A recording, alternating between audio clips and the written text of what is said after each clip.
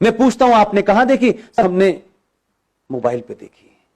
अरे मेरे भोले लोगों, ताशकंद फाइल को पिक्चर हॉल में देखने जाते तो उसके 2 रुपए विवेक अग्निहोत्री को मिलते हैं।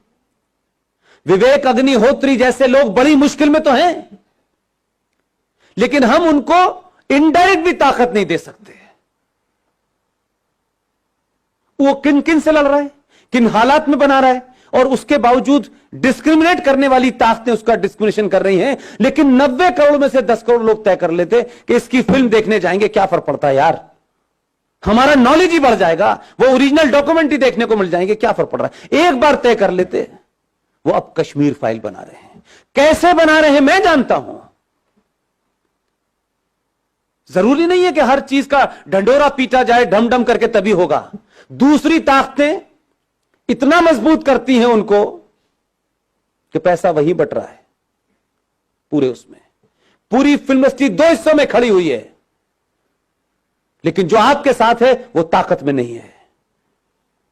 वहां काम उसी को मिलेगा जब उस एजेंडे वाले के पास जाएंगे। 272 स्क्रिप्ट राइटर हैं, उन्हीं से लिखवानी है आपको फिल्म। पैसा घुमा के वहीं जाना है, क्योंकि वो एक मिशन मोड में है, आप फैशन के मोड में हैं। हम अपनी कमियों को समझें। हमसे जो 1000 साल पहले भूल हुई थी मैं नहीं जानता क्या थी, लेकिन लगता है मुझे आज के दौर को देख करके कि कुछ भी नहीं होता, हिस्ट्री रिपीट हो रही है। जो काम आप कर रहे हैं वो हमारे लिए शायद उसका तत्कालिक कोई फायदा हो ना हो, लेकिन आने वाली नस्लों के लिए होगा।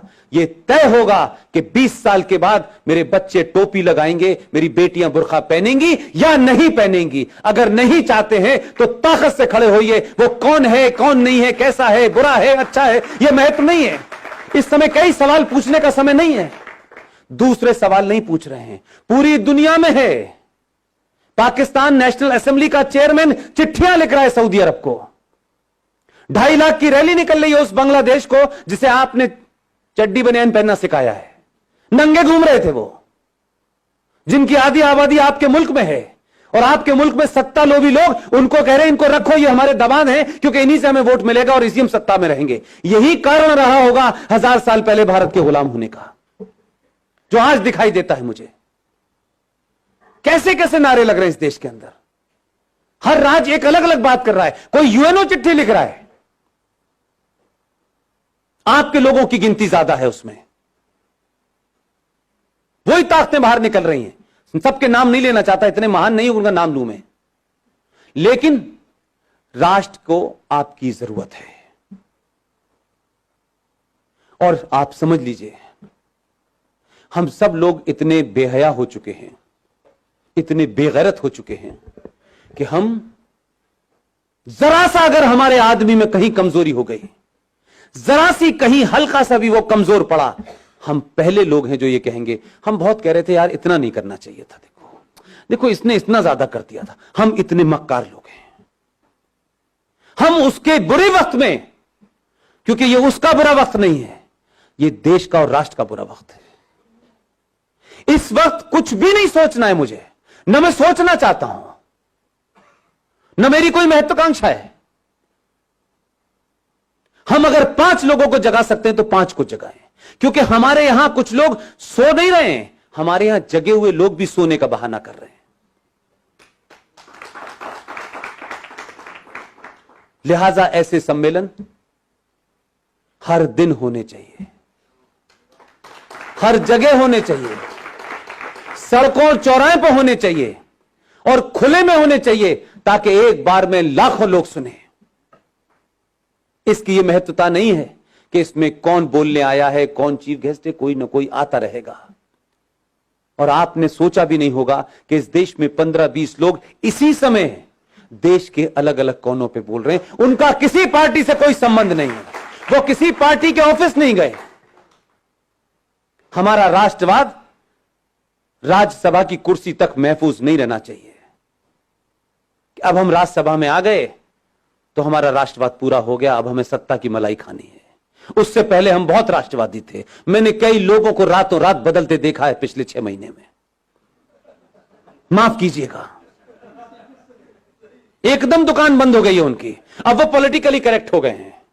अब उन लोगों में बैठना है जिन्हें इंटेलेक्चुअल कहा जाता है। अब उन्हें हिंदुत्व की बात करना थोड़ा सा ऐसा लगता है, भाई देखो हमें ध्यान तो रखना चाहिए, इस देश में 35 करोड़ मुसलमान हैं, तो 6 महीने पहले क्यों बोल रहे थे? इसलिए आपके यहां ईमानदारी नहीं है। 15-20 लोगों में, चाहे मेजर जनरल जीडी बख्शी हो, कर्नल RSN हो, सुशील पंडित हो, गौरव आर्या हो, ललित अंबरदार हो, इनमें से कोई एजेंडा है किसी का? रोज टेलीविजन पे आप देखते हैं, रोज कहीं ना कहीं भाषण चल रहा होता है उनका। किस लिए? क्या सिर्फ 90 करोड़ हिंदुओं में यही 10-15 लोग हैं? क्यों नहीं हर घर के अंदर 2-2 लोग पैदा हो रहे हैं? क्यों हम ये मानते हैं कि राष्ट्रवाद एक शाम में चाय पीने जैसा है, कोई थोड़ी देर के लिए राष्ट्रवाद भी बात कर लें? कुछ लोगों का राष्ट्रवाद 9 बजे रिपब्लिक टीवी देख के शुरू होता है और 11 बजे कहते हैं बस भारत माता की जय, सो जाओ। राष्ट्रवाद जीना होता है। अगर आपको अपने पे गर्व नहीं है, अपने इतिहास पे गर्व नहीं है, आपको बौनों जिन्होंने गुलाम बनाया है, अगर आप उनको महसूस कर रहे हैं, आप उनको मजबूरी में आपको झेलना पड़ रहा है, तो इसका मतलब यह है कि आपके अंदर कोई अपना स्वाभिमान नहीं है। जिसमें स्वाभिमान नहीं होता उसे राष्ट्र की कोई चिंता नहीं होती। उसको किसी भी हालत में रख दो, वो एडजस्ट कर लेगा, वो नाम बदल लेगा, वो धर्म बदल लेगा, वो लड़की की शादी करके एक नया रिश्ता बना देगा और नाम लगेगा, रख लेगा अपना शब्बीर कुमार। वो कुछ भी कर लेगा। अगर जागृत समाज होता तो उस दिन बोलना चाहिए था जिस दिन गुलशन कुमार की हत्या हुई थी। आप 3 चीजें रख रहा हूं रवि भाई, ध्यान दीजिएगा। इस देश की प्राइमरी एजुकेशन को हमने क्रिश्चियंस के हाथों सौंप दिया है, राइट? इस देश के इतिहास को हमने 70 सालों में कम्युनिस्टों के हाथों में सौंप दिया था। और तीसरी चीज बताऊं, इस देश का एंटरटेनमेंट आपने जिहादी मुसलमानों के हाथों छोड़ दिया है। आपकी तीनों चीजें आपके पास नहीं है, इसलिए गुलशन कुमार की हत्या हुई, आप समझे ही नहीं कि उसका क्या मसला था। गुलशन कुमार की हत्या भारत की एंटरटेनमेंट इंडस्ट्री के अंदर भजन, कीर्तन और मंदिर को बाहर कर दिया उसने।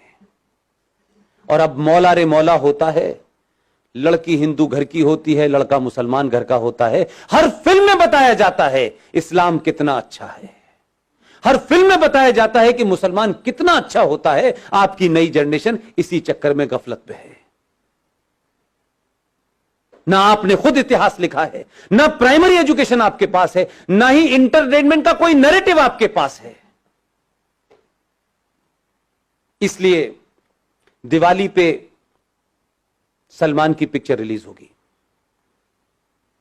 ईद पे शाहरुख की होगी और क्रिसमस पे आमिर खान की होगी।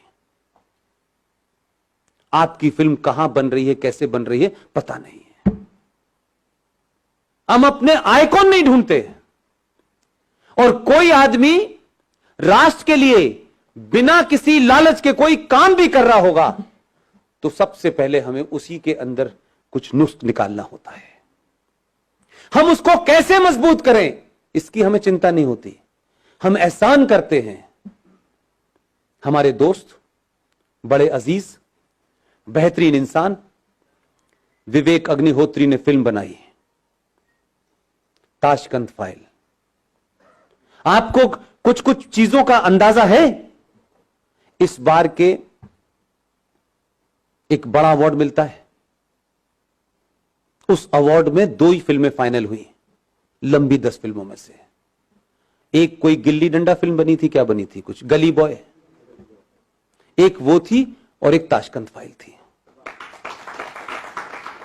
दुख दूसरा है मेरा,